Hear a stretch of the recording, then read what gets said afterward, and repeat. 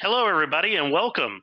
This is the Visual Studio Tips and Tricks video series. My name is Zane Nabulsi. I'm a Senior Developer Evangelist with Microsoft. You can see all my contact information there, email, Twitter, and blog.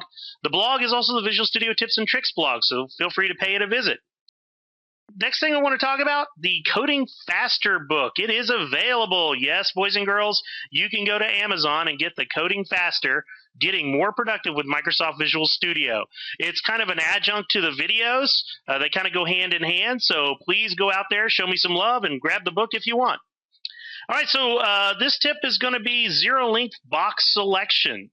And here is the summary information for it. If you're not familiar with the tips, the summary information is a quick and dirty look at how you can use this particular feature. In this case, what we're showing is the general keystrokes. If you've done the general settings, will allow you to do the Shift-Alt, whatever arrow you want, or the Alt and left mouse. Now, what you don't see here are the other settings, like Visual C# 2005 or C++ and so on. If you don't see another setting here, what that means is that the other settings use these same keystrokes. So in this case, all the other settings use these same keystrokes, regardless of whatever settings that you've chosen, whatever keyboard settings you've chosen. All right, the commands we have are edit line up, down, up or down, extend column, and edit character, left or right, extend column. If you're not familiar with commands, you might want to go and visit the blog, look up how to use commands. I include the commands for more advanced users who want to actually integrate these into maybe some type of macro or some type of advanced extension. And of course, the versions are what versions this particular item is supported in. This is supported only in Visual Studio 2010. It's such a great one, I wanted to go ahead and start with it.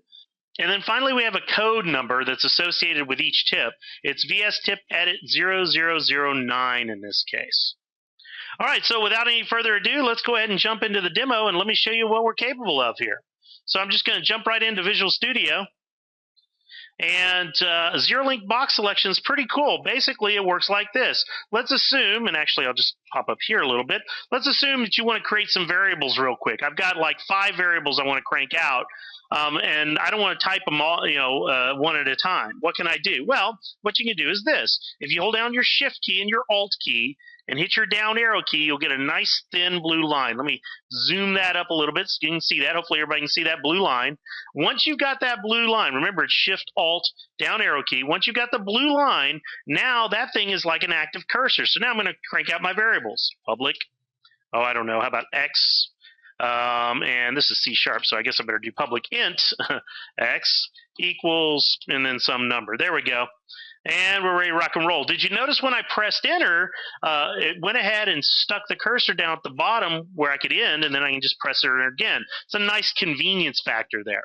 Now, the only other thing I really got to do is kind of change these up a little bit, the names, right? And there we go. Now I have my variables ready to rock and roll. And that's the value, the coolness of the zero-length box selection. By the way, it is live, so if I go back now and do a zero-length box selection and start hitting my backspace key, I can just go nuts here, right? It's a very, very cool feature for you to have.